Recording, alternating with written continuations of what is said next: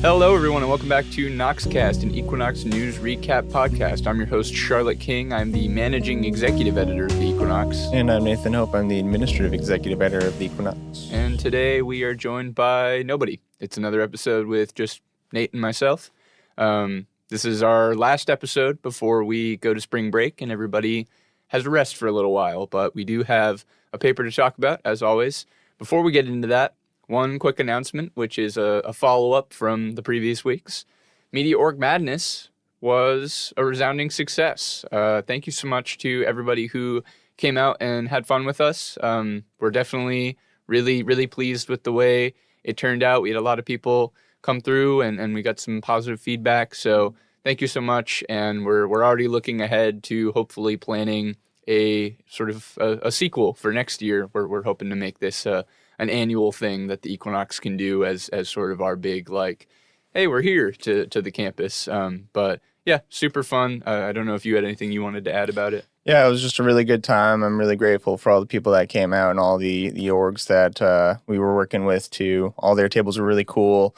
And I just love seeing everyone's Adam Sandler outfits and sort of the different takes on Sandler. And the trivia was a good time too. A lot of people were thrown off by some of the questions, which is good when you're making trivia, always trying to figure out, Charlotte and I were working on those questions. So we're trying to figure out what's going to really stump people. So I think it was a really fun time. I hope next year will be bigger and better, of course.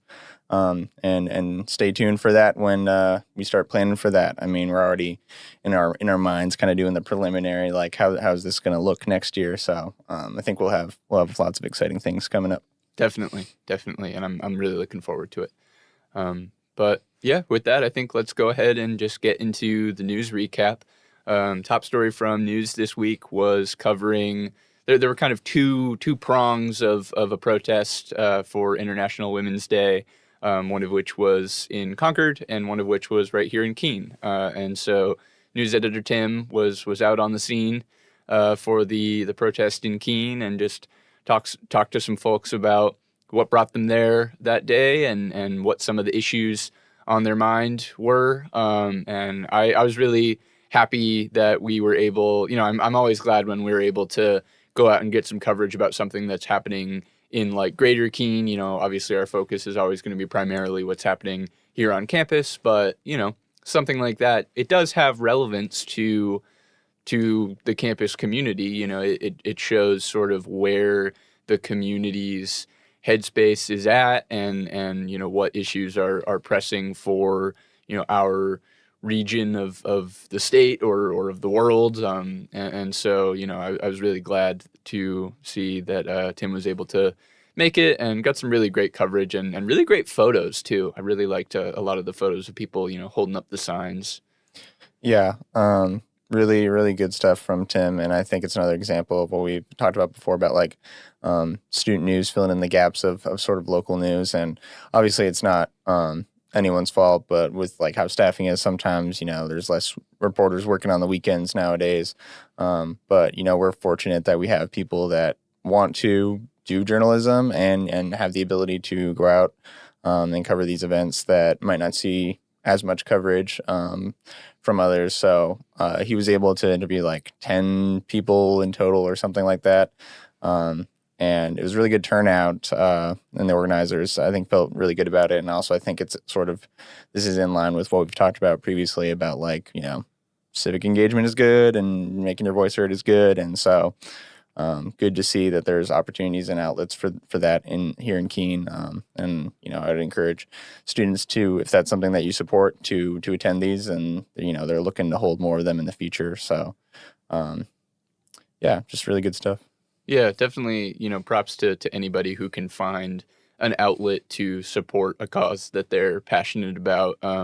And definitely the turnout, I neglected to mention, but we really tried to emphasize that because the sort of impact, the news value there was really that there were over 400 people. I think the organizers described it as almost 450, which is crazy. People just spilling out of Central Square, and so definitely it really seemed to catch on and display that there's a lot of common sentiment, common ground in the issues that people are taking up in Keene and in New Hampshire as a whole. But yeah, really cool. It's awesome to be able to kind of hopefully contribute as student journalists, contribute to the greater regional coverage, and be like, hey, we've got somebody on the ground here. So yeah, great stuff. I was really happy to see this one.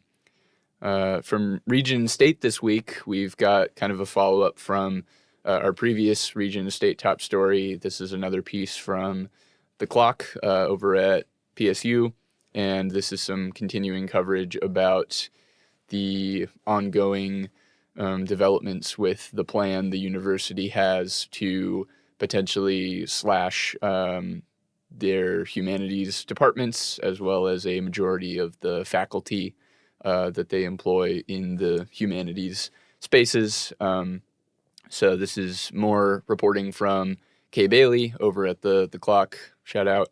And this was covering a sort of forum where people were able to offer their input. So there was a lot of discussion coming from students and faculty, voicing their support for the humanities and why it was so important to them to speak out against this prospective plan. And yeah, some really strong quotes in there.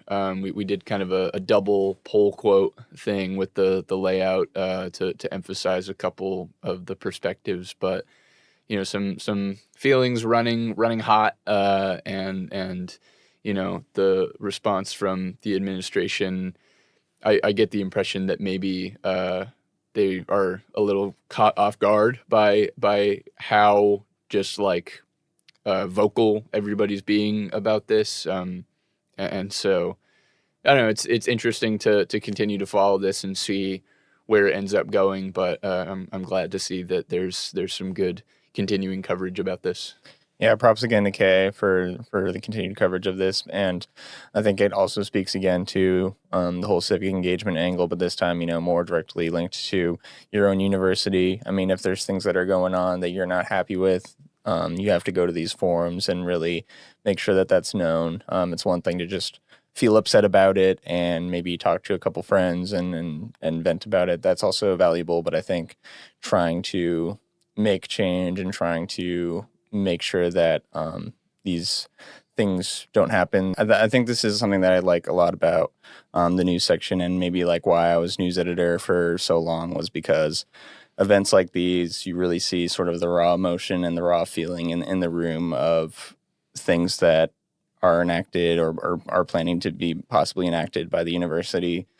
A lot of people do care about it and are more tapped in and more knowledgeable than you might think if you're an administrator. That a lot of students don't really pay all that much attention to the day-to-day goings on or various actions. But when something like this happens, I feel like it just sends such a shockwave, and I think you really saw sort of the culmination of all of the feelings in the lead up to this after the Clock released its initial piece. So I think it's something to continue to watch, and I'm confident that the Clock will continue its coverage of this issue as it evolves and we see what concrete actions do end up being taken by the university. I would like to also defend the Clock for the fact that this is all completely factual reporting in terms of these are plans that have been discussed. I think some of the responses from the university were a little bit felt a little bit targeted, somewhat in terms of maybe pointing to the Clock as reporting on something in a dishonest fashion, which I just don't agree with at all. I think that these are things that were planned or are in plans of doing, and I think it's important that they release the piece and they didn't wait until it already happened, because I mean, what are you going to do once this is what's done is done? So really important stuff. Yeah, definitely. I would echo that because regardless of whether or not the university likes the response overall that students and faculty and everyone have had to this move, I mean, it's the student media's job to report on it and to publish what people are saying about it and the details of the talks that are going on about this, because this is something that's important for people to know about it. That's just, there's not a debate to be had about that. And, I'll throw in as well, just because we're talking about this, we're talking about the protest, we're talking about our sort of, as I call it, the unofficial, moral of Noxcast is always civic engagement. You can be that person. Anybody can be the type of person who shows up to these things and voices support for what you believe in. It's as easy as showing up. It really is, because you might, even if you feel like you don't have anything new to add to the conversation, or if you feel like you don't know how to go about starting a new dialogue about something, show up and be there for what you believe in, and that is enough to get you started.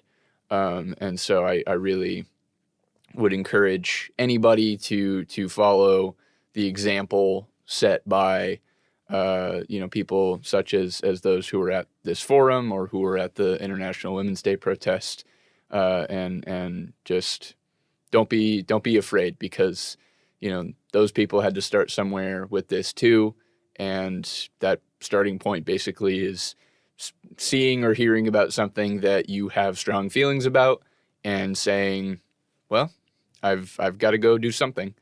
And yeah, one more shout out to our fellow student media org, for, again, being there to, again, provide the example that is something that anyone can do. Know the times, read the clock.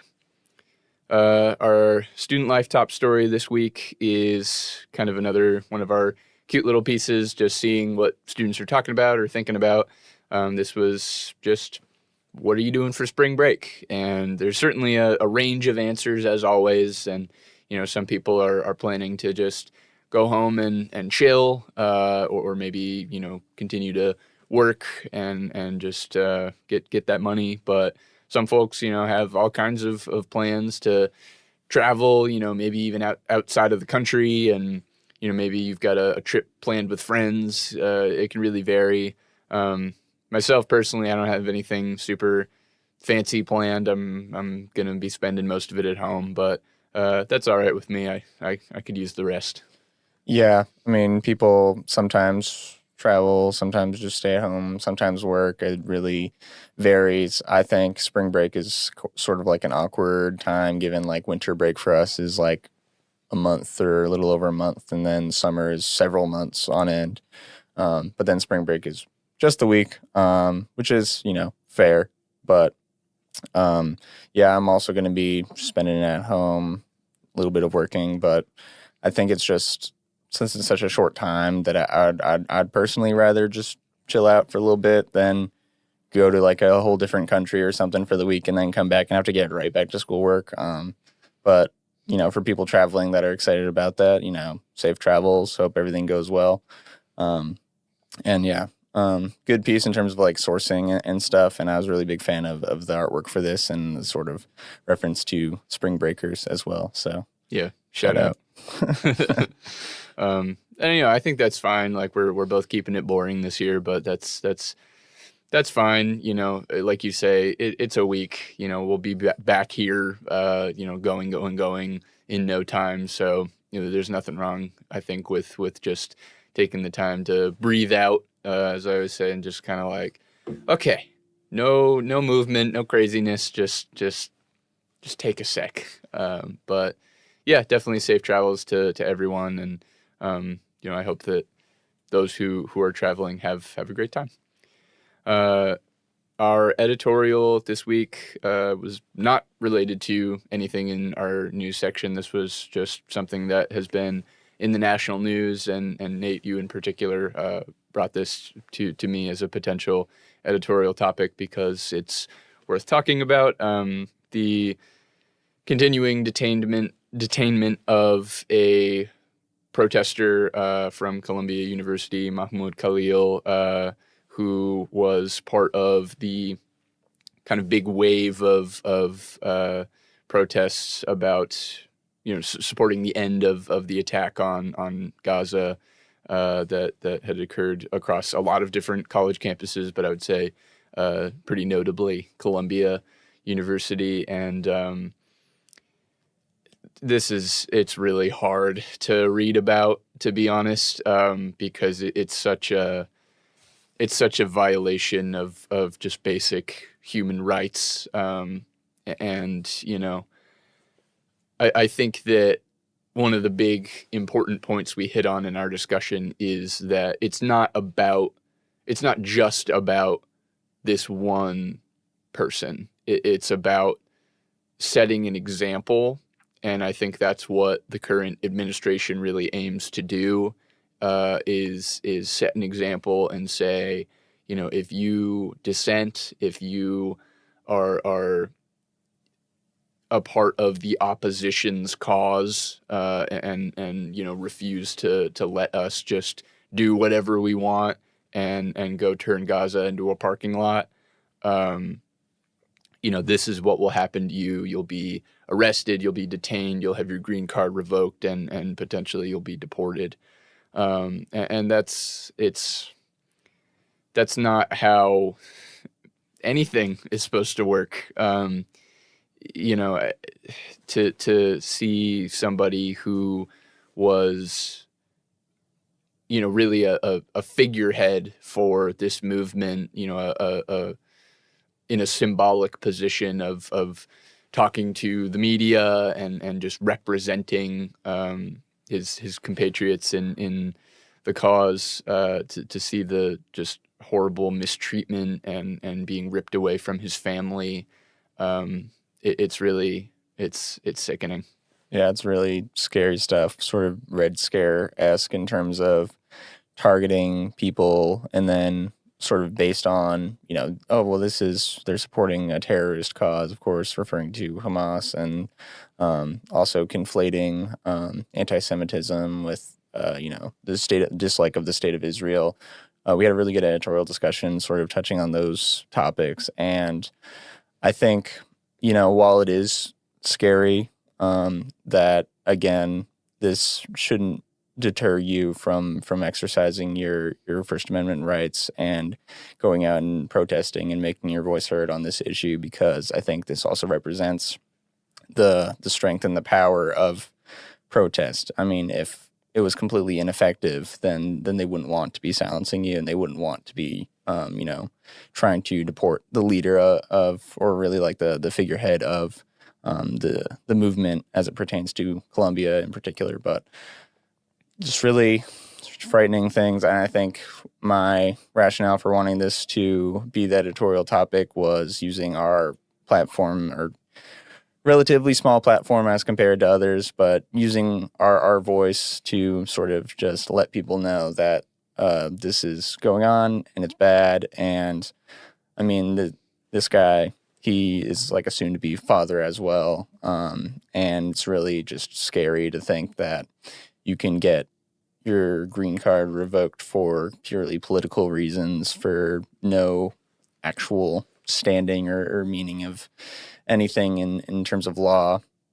I'm glad to see like early action in terms of judges putting this on pause, but I don't think it'll be the end, certainly, of this conversation, or there might potentially be more examples soon of them trying to do this with other activists, and I think it's something to keep our eyes out for. I think it's really disappointing that this is what the government is pursuing in terms of action, and we also talked about, for example, how the Trump administration pardoned is almost all of January 6th rioters in the Capitol insurrection in 2021, and a lot of those people were, convicted of violent acts as well. And of course, just ransacking the nation's capital is pretty wild thing to do. And then basically have little to no consequences in the end. I mean, a complete and total pardon, really just such an insane juxtaposition that people who have actively attacked our nation are being let off scot-free versus this guy who, is just leading a protest at his university at the time and now is being punished and threatened with deportation from the country he lives in because purely just, again, Red Scare-esque reasons and labeling of terrorist sympathies, which just aren't true at all. Yeah. Yeah, it's all, it's all ideology, it's all rhetoric, it's smoke and mirrors, really. Putting the thing that people don't like next to the thing that the administration wants you not to like, and saying, see, those are kind of similar, maybe. So I really hope that there can be a just resolution to this, and that any future cases of this, because I think you're right, this is far from over, but I hope that there will be stoppages put in place to prevent anybody from having to go through what Khalil is currently experiencing. I will say the one other note I had about why we selected this for our editorial topic, I think that particularly for us as a college media organization, seeing something like this happening in relation to this issue is so entwined with free speech in higher ed, and that's kind of our bread and butter, I guess, in the sense that, free speech and freedom of the press in our case is so essential, and just it's essential. Without it, where would we be? There's no way to resist or to dissent, and everything is just, you're living in darkness. Everything is status quo. Everything is what the administration wants it to be, says that it is. So I think that when we look at an issue that is so entwined with topics like that, it's very important for us to not only lend our voice, like you say, to point out the injustice, but also to emphasize the importance of preserving those rights that we all have, because it's essential for everybody to have that and to be able to utilize it without the fear of baseless retaliation. Okay, I think with that we can move into our arts and entertainment top story from this week, which is covering the most recent theater production. This was Arthur Miller's Creation of the World and Other Business. So this is a sort of retelling of the book of Genesis from the Bible, and it takes kind of a funny, off-kilter approach to it. The show's been around for a while, but one of the things I thought was interesting from the article was director Tyler Keyes mentioned that one of the things that drew him to this play was the fact that it's not one of Miller's better known works, and I did think that was kind of interesting and fun to be able to kind of pinpoint a work from a pretty famous playwright, but one that maybe people aren't super familiar with, and say, hey, we still think this is worth telling. We still think that this has the potential to be a good and a valuable experience for theater goers, and kind of breathe some new life in it. And then I have to give a big shout out to Equinox staff, May Cassidy, who took on her first reporting experience at all, and it was this, which the theater productions are no small thing to cover. There's so many people involved in putting on a production, and there's such a big just spectacle and event. They're pretty much always, without fail, the top story in the A&E section, including this week. And May totally went into it and just killed it. Got some really good material, wrote a really good article. I was super, super proud of her. And then also a shout out to arts and entertainment editor Haley for putting together a really nice looking layout. We always like to, as we've said on Noxcast before, we like to kind of go all out with the layout stuff when a big event crosses the table. And I liked what we did with this. Haley put together some cool stuff with the fonts and the black and white space and everything. Yeah, I loved the design and the picture chosen as well. Some really good pictures. And also on the front page, of course, doing a little masthead tease. Haven't done one of those in a while, but sort of it's just, someone like having their hand raised up and then it like they're holding the teaser almost that goes to the arts and entertainment front page. So I was really happy with how that turned out. There was a lot of like workshopping on the design side of things. But yeah, with the productions that they've been doing, I feel like this really shows like the wide variety of things that they're willing to do and the topics covered. And, when you look at this compared to like previous productions that they put on, earlier in the academic year with like After the Blast and everything, it's just like there's such like a range, I think, with the actors that they have and just kind of displays how much that they're able to do. And I think Wilson Hines also really gave some really good quotes about sort of the experience there of being so prominent in the play as God. And sort of, it is interesting to me that that's like his last role here after such a long career, I guess, in the theater space. Such a prominent player. We previously did a profile on him, but really good stuff in terms of the coverage. I was impressed, for someone's first article. It's a big one, and it is hard to sort of capture the totality of the play in terms of the different perspectives of the director and then someone in it, and then also audience members. So I think it was really well rounded and. Yeah, it's naturally always going to be top story in A&E when those things happen, but definitely felt good about that being top story in addition because of just how the article turned out. Go read it. Yeah, please do, but also that goes for everything. Yeah. But yeah, really, really cool stuff and very proud of everyone. I also, the one other note I have about what was actually in the article was it was interesting to kind of see the breakdown of the thought process of dividing the character of Lucifer into 3 actors, because that's not in the original play. That was a unique choice made by this production, and I just thought that was like cool. Again, kind of breathing new life into this story the same way that the original play kind of breathed some new life into the original biblical story.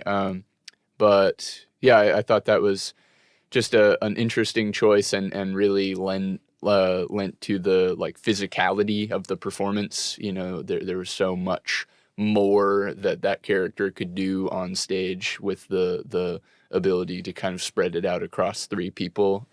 So I don't know. I thought that was just interesting. But yeah, really great stuff. And I think that brings us to our top story from sports this week, which is a profile by our sports writer Elias. Shout out. And this is focusing on one of Keene State's women's lacrosse players, Tess Brown, who was recently highlighted by the Little East Conference as Defensive Player of the Week. And like with any sports profile, I just love having kind of a deeper look into like what someone's mindset is while they're playing and what kinds of things, really just move them. And so, she talks in the article about the experience of moving into more of a midfield position while being really at her core a defensive player. And so I thought that was interesting to kind of dive into the experience of becoming more just versatile over time and having those different experiences, as well as just really being part of the team. Some of the input from the coach and the teammates, really illustrates how essential Tess seems to be to kind of the unit of women's lacrosse. And I don't know, I thought this one was really, really sweet. It also talks about, some of the relationships with some Keene State graduates who were previously on the women's lacrosse team, and sort of the, I guess, mentorship that was there, as well as Tessa's older sister who also plays for lacrosse, and so kind of the development of those skills and the growth of that drive.